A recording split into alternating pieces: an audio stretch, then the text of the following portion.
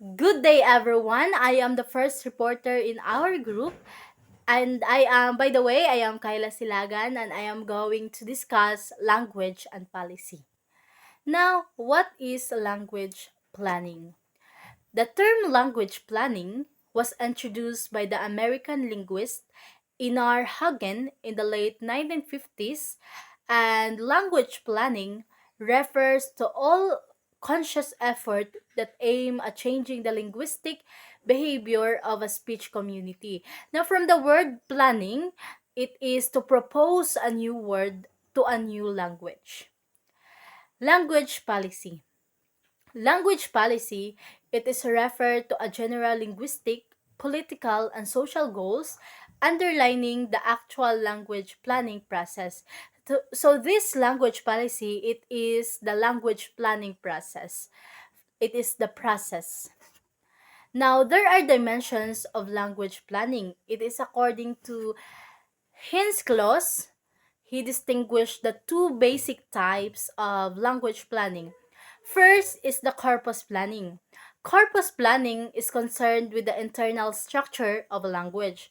Now, corpus planning include standardization.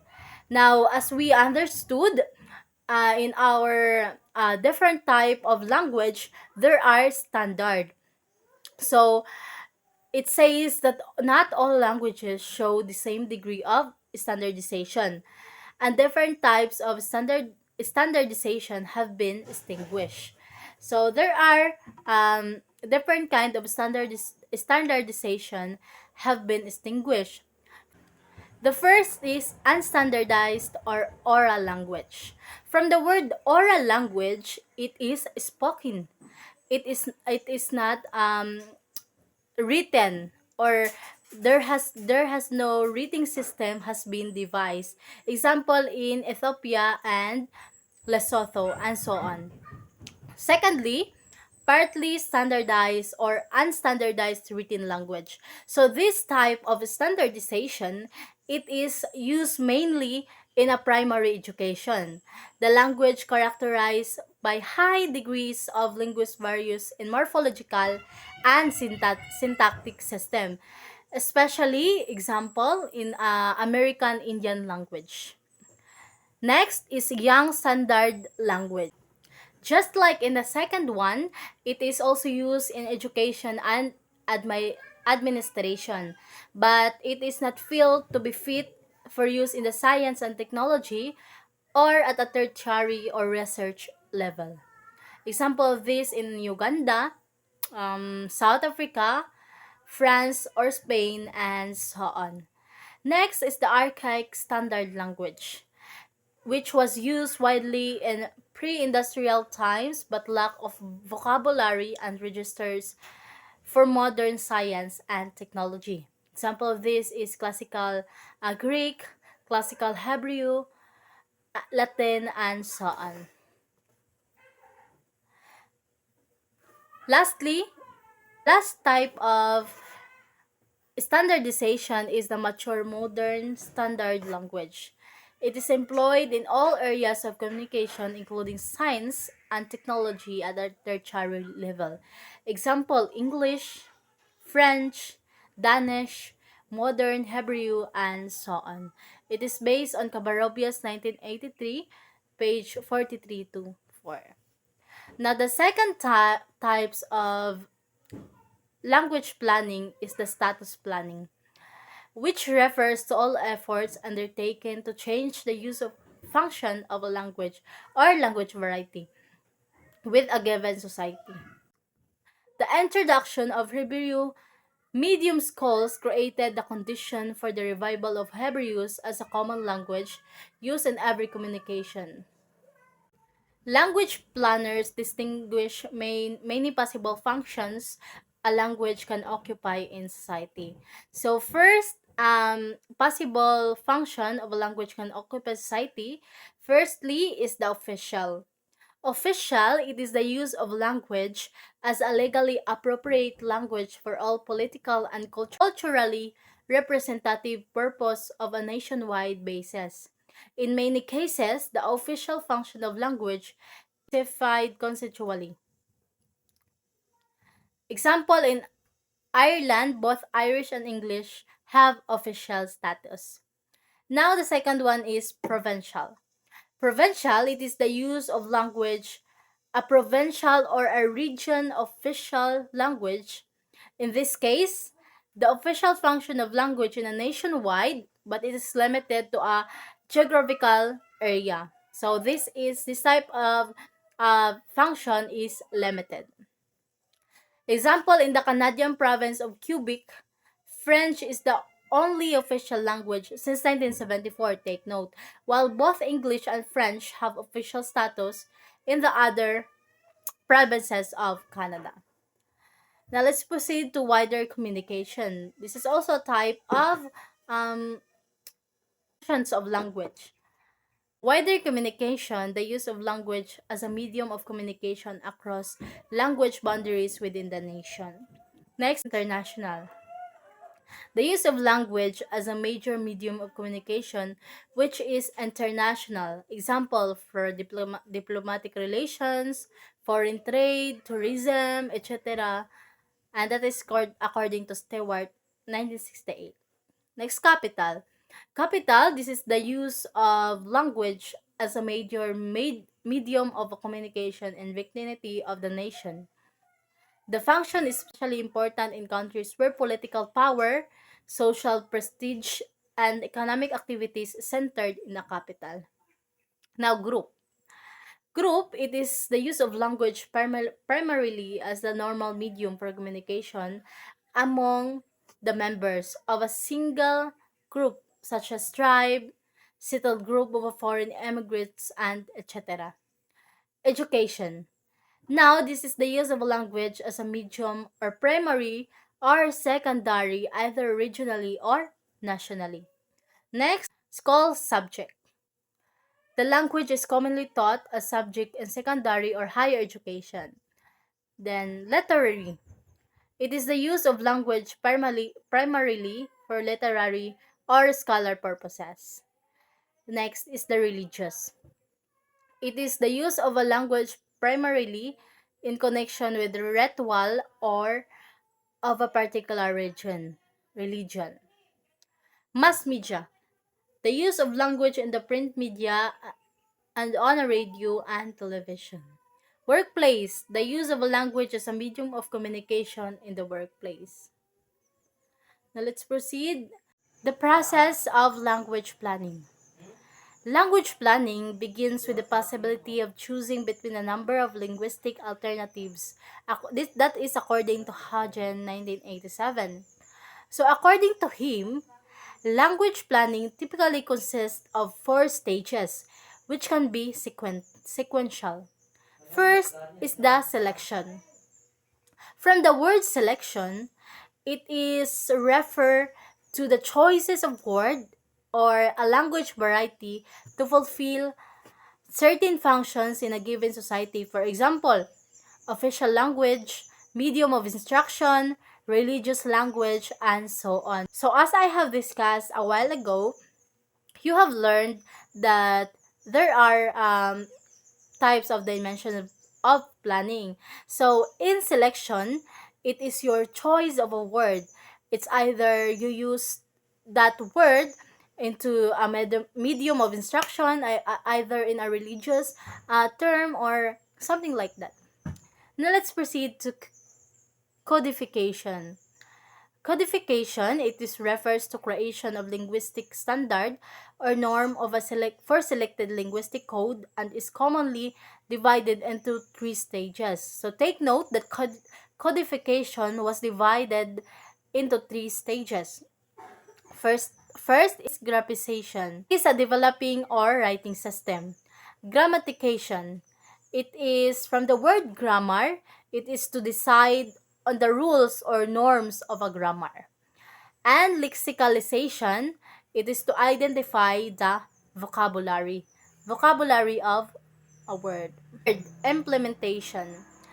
Implementation is the socio-political realization of the decision made in the stages of selection and codification. is called implementation. So the implementation, it is the decision that has been made in the stages 1 and in stages 2, which is the selection and codification. This includes the production of books, pamphlets, newspapers, and textbooks in the newly codified standard, as well as the introduction into a domain, especially in the education system. Now the fourth is elaboration. Elaboration, sometimes it is referred to as modernization. Why? Because it involves terminological and stylistic development of codified language to meet the continuing communicative demands of a modern life and technology. And those are the process of language planning. So we have discussed the different type of language planning, and I hope that you have understand it and you have a takeaway in my discussion. And this ends my part. I shall turn it over to the second reporter. Thank you for listening. As a continuation of my groupmates' discussion, my topic is about language planning, power, and ideology. According to Rabin 1971 and Cooper 1989, the need to develop a social-linguistic approach to language planning is emphasized by the fact that language planning activities often form part of a wider social engineering and are employed to achieve non-linguistic goals such as socioeconomic modernization or national integration. In such cases, linguistic choices are made for purposes other than narrowly linguistic ones, and language planning becomes central to the attainment of more general political goals. For example, written Chinese was believed to be difficult to learn and use, and to contribute to high levels of illiteracy. Widespread literacy, however, was seen as the necessary prerequisite for the spread of technology and science, which turn would facilitate the effective modernization of Chinese society. According to Lu Zhuanzang, year 1892, as one of the advocates for script reform, he said that Chinese characters are probably the most difficult script in the world. I believe that the strength and prosperity of the country depends upon the physical sciences, which can grow and flourish only if all people, men and women, old and young, are eager to learn and sensible. To them, to be eager to learn and sensible depends upon the phonetization of the script. It depends upon having a simple script that is easy to learn and write. As a result, this will save more than 10 years' time. If all that time is applied to the study of mathematics, physical sciences, chemistry, and other practical studies, how can there be any fear that our country will not be rich and strong? So, thus, script reform was believed to continue contributing directly to social change. Proposals for script reform focus on two areas: development of a simplified phonemic script based on the spoken standard language, and simplification and standardization of the complex Chinese character script. In addition to that, the effectiveness of a policy in a nation is significantly influenced by its ideology. We mindlessly accept presumptions and beliefs that are so ubiquitous and deeply ingrained that they seem almost natural. In fact, we permit our societal structures and behaviors to mirror them in order to further perpetuate them. So, there are four major ideologies underlying the development of language policy. First is the language assimilation. It is the belief that everyone should be able to speak and function in the dominant language of the community or nation. Statistical correlations between national multilingualism, poverty, and lack of industrialization have occasionally been interpreted as a forming a causal relationship, and monolingualism was promoted as a cost-efficient way to development and economic progress. Number one example of this ideology is when OFWs or immigrants are required to learn the language of the majority culture. The second one is the linguistic pluralism. It stresses the multilingual reality of societies and involves the coexistence of different language groups and their right to maintain and cultivate their language on an equitable basis. Pluralism has been identified as a central issue in the global economy, where increasing attention is also given to multi-skilling, consumerism, negotiation, and communication. Accordingly, verbal mastery and discursive power in many different languages and language varieties are important for economic success. In here, diversity of language is considered to be an asset. Multilingualism is not perceived as the hindrance to nations' development, but rather as a way to achieve national unity. Next, the third one is the vernacularization. It involves the selection and restoration of an indigenous language or languages as main vehicles of communication and official language. It involves the vernacular that doesn't have high status, but the status becomes promoted. In short, indigenous language are acknowledged and are introduced to a larger society. Main example of this is the Papua New Guinea, where two pidgin-based indigenous languages, which is the Tok Pisin and Hirimutu, have official status alongside English. Internationalization as the fourth one, it is a selection of an indigenous language of wider communication. It is often abbreviated to LWC, language planning studies, as an official language or language of instruction. Based on the paradigm of modernization through westernization and goes hand in hand with strategies of linguistic assimilation, the adoption of a non-indigenous language of wider communication, typically the language of the former colonial power, has characterized language planning in many post-colonial countries. It means that specific language that is foreign to one place is declared as an official language for such reasons like business matters or democratic relations. My next topic is about the two cases studies, Norway and South Africa. So Norway and South Africa represent two interesting cases in the field of language planning and society. Both countries have dealt with language related challenges and have implemented various strategies to address them. Let's start with the Norway. So here is the map of the and Norway.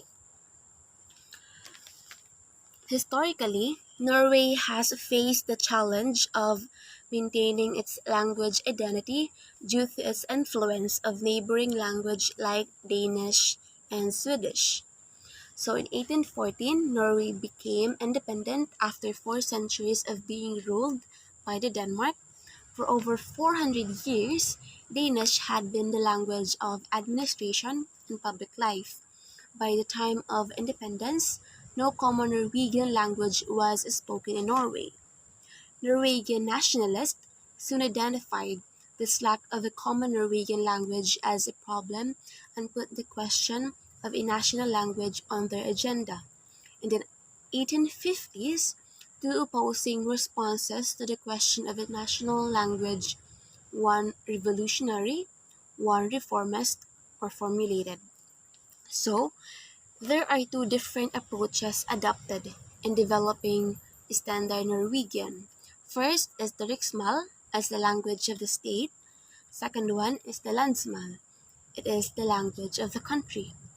Riksmål and Landsmål are a result of deliberate attempt to develop two written standards. It is considered as the unique sociolinguistic experiment. So now let's proceed with South Africa. So these are the 11 languages of the South Africa. So South Africa is a linguistically diverse country with 11 official languages, including Zulu, Xhosa, Afrikaans, and English. The history of language planning in South Africa is closely tied to its apartheid past, where language policies were used to enforce racial segregation and marginalize certain communities. Efforts have been made to address historical inequalities by providing education in mother tongue languages in the early years of schooling. However, English remains the dominant language of government, business, and higher education, posing challenges for language planning and linguistic diversity. To promote linguistic diversity, South Africa has implemented policies such as language in education planning, translation services, and the development of language resources. However, achieving full equality and proficiency in all 11 languages remains a challenge. So that would be all. That this is the end of my report. Thank you.